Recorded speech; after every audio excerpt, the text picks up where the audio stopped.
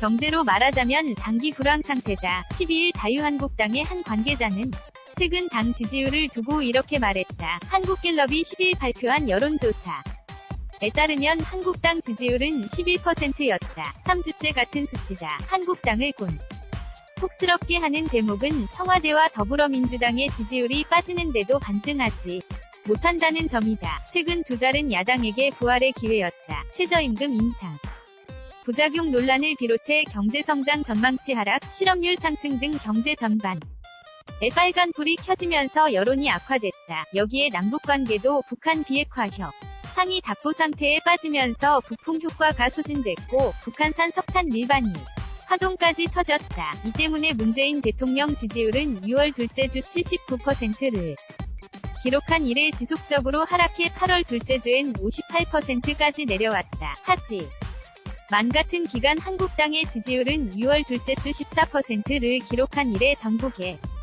흐름에 관계없이 줄곧 10에서 11%를 왔다갔다 할 뿐이다. 문 대통령 지지율 하락에 따른 반사이익을 전혀 누리지 못한 셈이다. 대통령 지지율이 빠지면 제1야당 지지율이 오른다는 상식과는 정반대다. 이처럼 한국당의 지지율이 장기 불황에서 헤어나오지 못하는 가장 큰 이유는 갈 길 잃은 중도층을 잡지 못하기 때문이다. 문 대통령 지지율이 21%포인트가 하락한 이 지지정당이 없다는 무당층의 비율은 16%에서 26%로 10%포인트가 올랐다. 엄태석 서원대 행정학과 교수는 12일 진보성향 지지층은 정의당 8% 16%로 갈아탄 반면 중도층은 한국당 대신 무당층으로 이동한 것이라며 대통령과 여당은 중원 싸움에서 후퇴하고 있는데 무주공산이 된 중원을 한국당이 점령하지 못하고 있는 형국이라고 진단했다. 또 당내에 유력 차기 주자가 없다는 점도 당 지지율을 올리는 데 악재다. 김만흠 전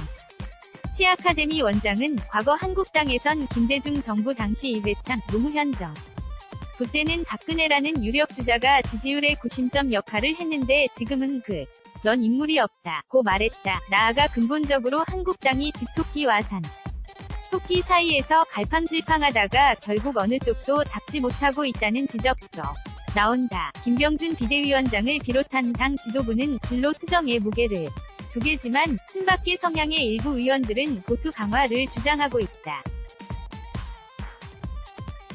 김성태 원내대표는 지방선거 패배 이후 수군행전적 보수를 다 버리고 합리성에 기반한 새로운 이념적 지표를 세우겠다고 말했다. 반면 그에 대해 친박계 김진태 의원은 스스로 적폐임을 인정하는 자의 행위라며 반발했다. 홍준표 전 대표가 추진한 친박 청산도 당내 저항에 부닥쳐 서청원 의원 등 일부의 잦은 탈당 정도에 그쳤다. 한 당직자는 바뀌어야 한다. 는 말에는 다들 공감하지만 변화에 대한 인식이 완전히 다르다. 멱수 도권 여론과 TK, 대구 경북 여론이 온도차가 커서 어느 쪽이 맞다고 명분을 잡고 밀어붙이기가 어렵다고 토로했다. 이런 가운데 김병준 비대위는 중도층 공략에 시동을 걸고 있다. 최근 발표한 당직 인선에서 김용태 서울 양천을 사무총장, 홍철호 경기 김포을 비서실장, 김선동 서울 도봉을 여의도연구원장, 김성원 경기 동두천연천 조직부총장 등 50대 수도권 의원들을 던진 배치한 건 그런 목표에서다. 또한 당의 이념 가치에서 우선순위를 반공해서 민생경제로 확실하게 이동시키겠다는 방침이다. 김용태 총장은 반공은 보수를 지키는 수단일 뿐이되 마치 우리가 추구하는 궁극의 가치로 비춰진 건 명백한 과오라며 공공부문의 축소, 규제 여파 사회안전망 재구축 등을 내건 패키지들을 추진해 민심의 선택을 받겠다고 말했다. 유성훈 기자 PIRAT_jeyo ONGANG.co.kr